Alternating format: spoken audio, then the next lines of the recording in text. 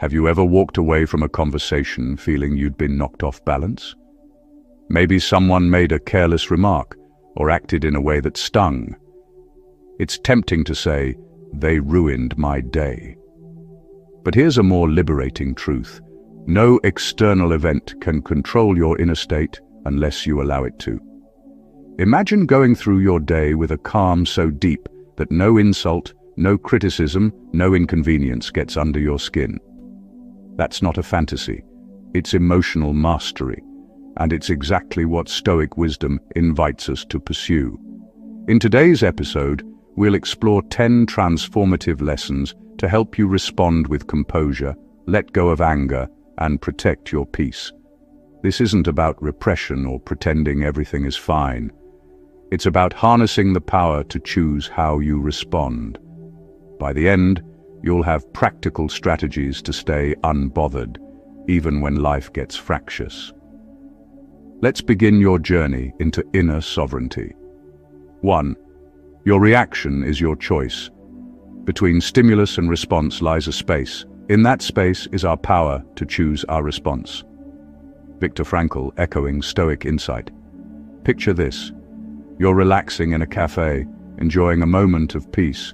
Suddenly, someone cuts you off in traffic, or a stranger makes a nasty remark. In a flash, your calm evaporates and anger wells up. Why? Because we often believe that others have power over our emotions, but they don't, unless we surrender it to them. Think of yourself wearing noise-cancelling headphones in a chaotic city. Horns blare, voices shout, engines roar, but you don't hear them. The noise hasn't left, but it doesn't affect you. Your internal world remains unperturbed. That's the metaphor for emotional mastery. When provoked, always remember, the stimulus is not your enemy. It's your reaction where the battle lies. The longer the pause between stimulus and response, the wider your margin for choice. In that pause, you exercise your power. How to begin exercising this power? Pause. When you feel the emotional charge, stop. Name the feeling: anger, hurt, frustration. Ask, is this reaction serving my deeper values and peace? Decide how you want to respond. Choose what aligns with your long-term equilibrium, not the heat of the moment. You'll discover the more frequently you choose calm over chaos, the more automatic that calm becomes.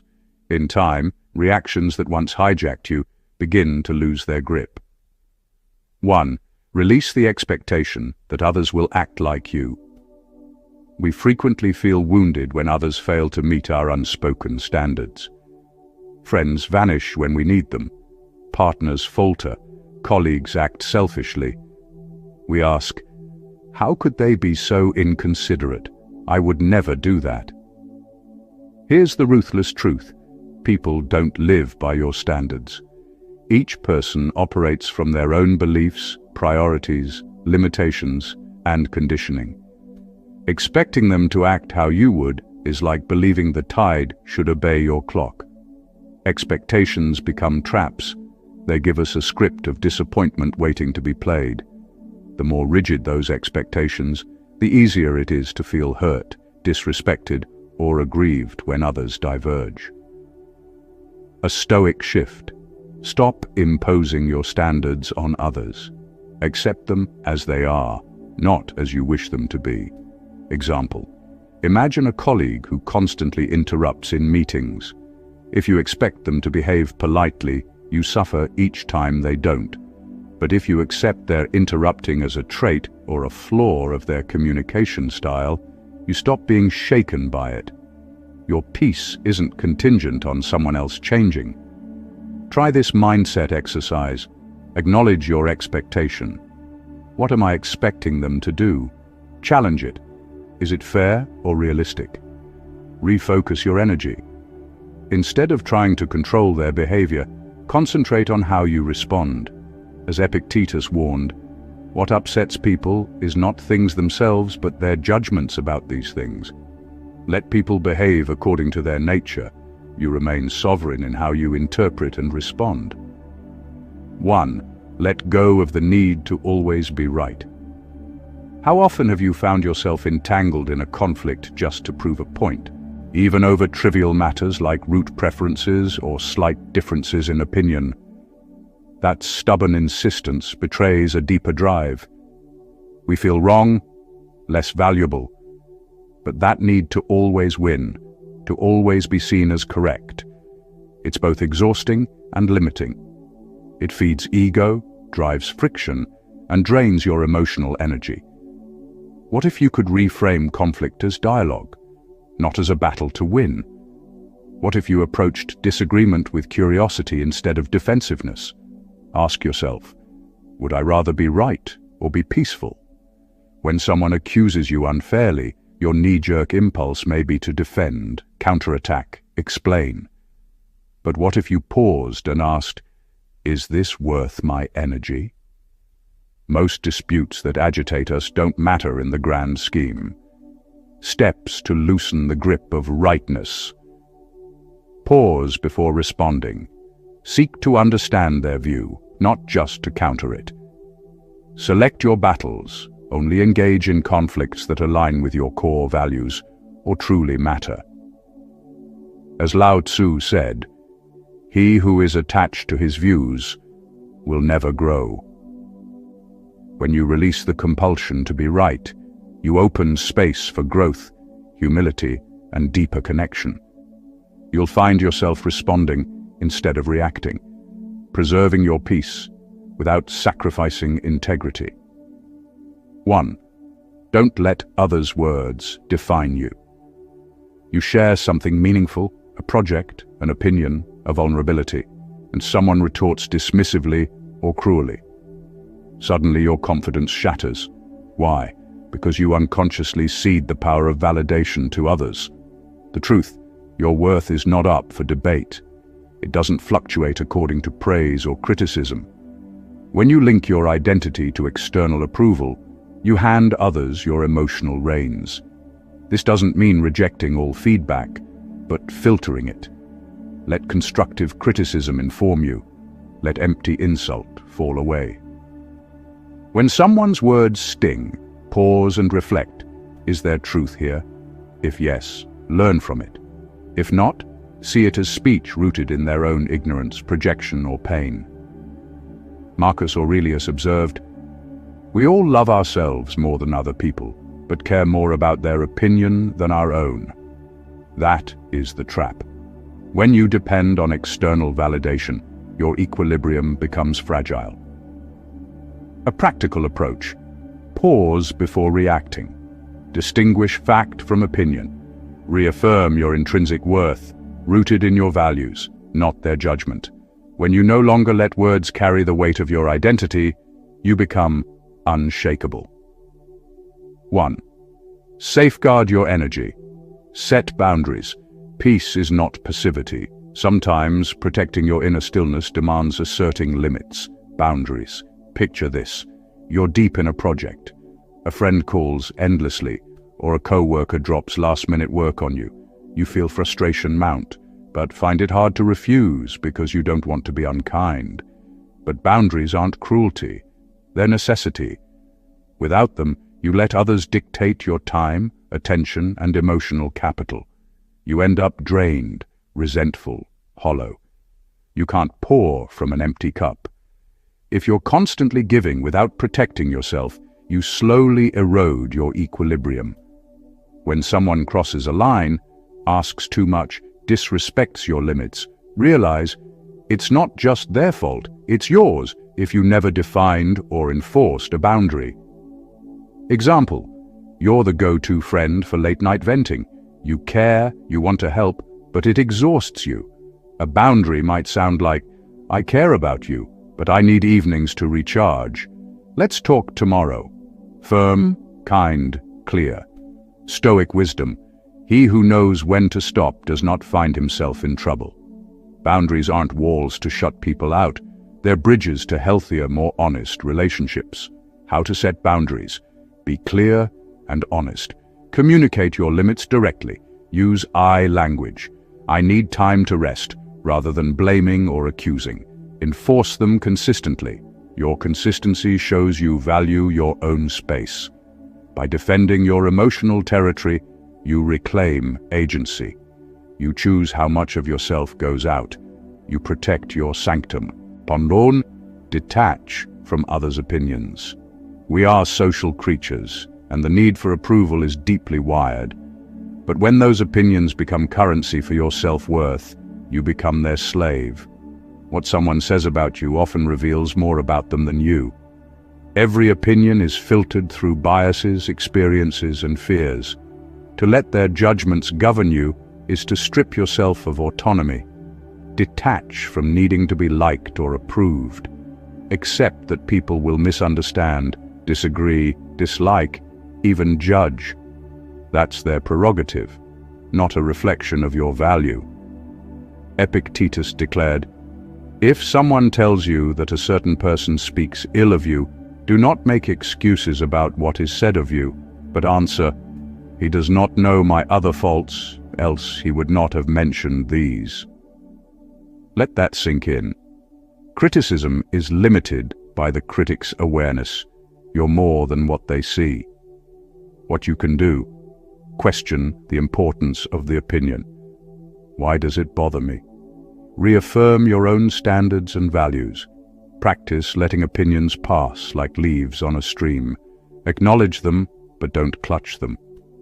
When you free yourself from the need for external approval, you live more genuinely. Your path lights from within, not from the flickering torches of others. 1. Respond with silence, not defensiveness. In a heated exchange, insults fly, tensions rise, and your first impulse is to strike back. But what if the sharper weapon was silent dignity? Silence isn't avoidance. It's strategic, composed. It says, "You don't control me." And often, refusing to feed negativity is the most potent response. Marcus Aurelius: "The best answer to anger is silence." Anger craves reaction. Silence starves it. By resisting the urge to retaliate, you break the pattern. Example: in a meeting, someone undermines you publicly. You can choose to engage in a back and forth or stay silent. By staying composed, you deny them the drama they sought and preserve your agency. How to use silence wisely: pause before responding. Listen fully without rushing to defend. Only speak when necessary. Speak with calm, clarity, brevity. A Buddhist maxim applies nicely: do not speak unless it improves upon the silence. Your words should add value, not scatter your energy. Silence is not apathy, it's presence. It allows reflection before reaction, strength before expression, dignity before defense. 1. Cultivate gratitude to dissolve anger. We all have days where the irritation compounds. Deadlines slip, people aggravate, minor hitches frustrate. It's so easy to spiral into bitterness. But gratitude is a potent counterforce. Anger and gratitude seldom coexist. Gratitude grounds you. It shifts attention from what's lacking or irritating to what's abundant and meaningful. Let's say you're stuck in traffic, late for an appointment. Rather than fume, breathe and list 3 things you're thankful for: a supportive friend, the car that carries you, or the music playing. That small pivot often diffuses rising tension. Cicero called gratitude not only the greatest of virtues, but the parent of all the others. Gratitude reorients you from discontent toward resourcefulness and perspective. Ways to make gratitude habitual: pause when anger stirs. Ask, what's one thing I'm grateful for now? Keep a gratitude journal. Each night, write 3 positive things, no matter how small.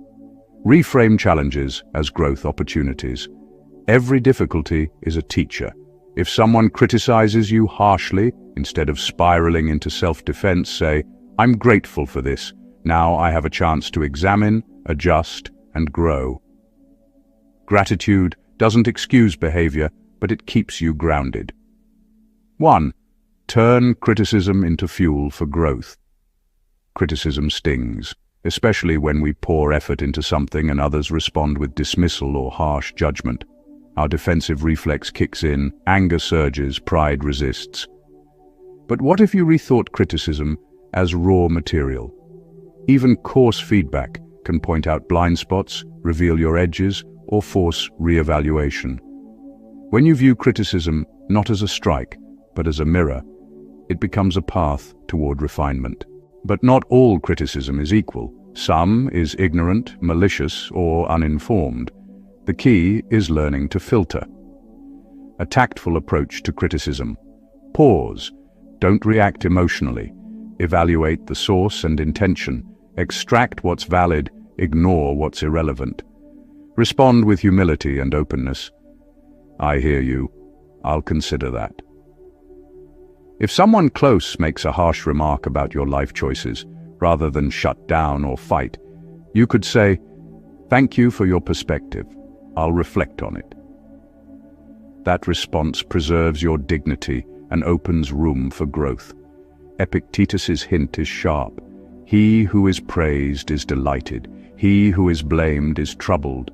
But he who neither rejoices in praise nor is disturbed by blame is calmly guided in his own course. Accept feedback without surrendering your center. Transform criticism into an engine for your self-evolution. 1. Master the art of letting go. Here's a picture. You clutch a scorching coal, intending to lob it at someone else. Meanwhile, your hand burns.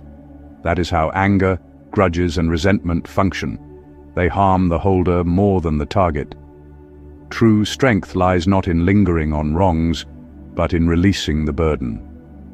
Letting go doesn't mean forgetting or condoning, but choosing not to be bound by pain or bitterness. Letting go is a gift to yourself. When you release the emotional weight, you free your energy for what matters: growth, connection, presence. Recall Buddha's metaphor. Holding on to anger is like drinking poison and expecting the other to die. Let's say a coworker took credit for your idea. You could stew over this for days, or you could choose to let it go, accept what happened, affirm your value, and move forward. Your peace stays intact. Also, letting go isn't limited to interpersonal conflict. It includes releasing perfectionism, fear of failure, the need for control. It's a broader embrace of imperfections and uncertainty. How to embark on letting go. Acknowledge your feelings: anger, hurt, disappointment. Name them without judgment. Reframe. What can I learn? How can I grow from this? Shift focus to now, the only time you truly control. Visualize release.